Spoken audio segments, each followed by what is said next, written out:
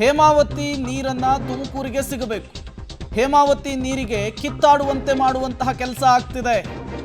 ಸರ್ಕಾರದ ವಿರುದ್ಧ ಕೇಂದ್ರ ಸಚಿವೆ ಶೋಭಾ ಕರಂದ್ಲಾಜೆ ಕೂಡ ವಾಗ್ದಾಳಿಯನ್ನು ನಡೆಸಿದ್ದಾರೆ. ತಮ್ಮ ಕ್ಷೇತ್ರಕ್ಕೆ ಬೇರೆಯವರು ನೀರನ್ನು ತೆಗೆದುಕೊಂಡು ಹೋಗೋದು ಎಷ್ಟರ ಮಟ್ಟಿಗೆ ಸರಿ, ಇದು ವೋಟ್ ಬ್ಯಾಂಕ್ನ ಪಾಲಿಟಿಕ್ಸ್ ಅಂತ ಹೇಳಿ ವ್ಯಾಖ್ಯಾನವನ್ನ ಮಾಡಿದ್ದಾರೆ. ಹೇಮಾವತಿಯ ನೀರು ಪಾರಂಪರಿಕವಾಗಿ ಯಾರಿಗೆ ಸಿಗ್ತಿದೆ ಅವರಿಗೆ ಸಿಗಲೇಬೇಕು. ತುಮಕೂರು ಜಿಲ್ಲೆಯಲ್ಲಿ ಕೂಡ ಬರಗಾಲ ಇದೆ. ಇವತ್ತು ನೀವು ಹಲವಾರು ಜಿಲ್ಲೆಗಳಲ್ಲಿ ಅಲ್ಲಿ ಫ್ಲೋರೈಡ್ ಇತ್ತು. ತುಮಕೂರು ಜಿಲ್ಲೆಯಲ್ಲಿ ಆರ್ಸೆನಿಕ್ ನೀರು ಇರುವಂಥದ್ದು ಕೂಡ ಇತ್ತು. ಯಾವಾಗ ನಾನು ಗ್ರಾಮೀಣಾಭಿವೃದ್ಧಿ ಸಚಿವಿದ್ದೆ ಅವತ್ತಿಂದ. ಅದಕ್ಕಾಗಿ ಮೇಲ್ಮೈ ನೀರನ್ನ, ಸರ್ಫೇಸ್ ನೀರನ್ನ ಕೊಡಲೇಬೇಕು ಕುಡಿಯೋದಕ್ಕೆ ಅನ್ನುವಂಥ ವರದಿಯನ್ನು ನಾವು ಮಂಡನೆ ಮಾಡಿದ್ವಿ.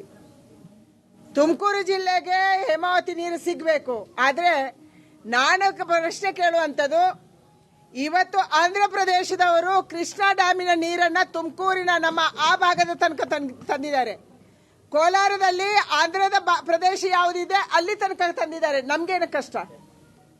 ನಾವ್ಯಾಕೆ ತರ್ತಾ ಇಲ್ಲ? ನಮಗೆ ಬಚಾವತ್ ಆಯೋಗದಲ್ಲಿ ಇವತ್ತು ನದಿ ನೀರಿನ ಹಂಚಿಕೆಯಲ್ಲಿ ಎಷ್ಟು ನೀರು ಹಂಚಿಕೆ ಆಗಿದೆ ಅದನ್ನು ಕೂಡ ಕೃಷ್ಣಾದಲ್ಲಿ ನಾವು ಉಪಯೋಗ ಮಾಡ್ತಾ ಇಲ್ಲ. ಆಂಧ್ರ ಪ್ರದೇಶದವರು ನಮ್ಮ ಕೋಲಾರದ ಇನ್ನೊಂದು ಭಾಗಕ್ಕೆ, ನಮ್ಮ ತುಮಕೂರಿನ ಇನ್ನೊಂದು ಭಾಗಕ್ಕೆ ತರಬಲ್ಲರಾದ್ರೆ ನಾವ್ಯಾಕೆ ಆಗ್ತಾ ಇಲ್ಲ? ನಮ್ಗೆ ಯಾಕೆ ಆಗ್ತಾ ಇಲ್ಲ? ಏನು ಯೋಜನೆ ನಿಮ್ದು?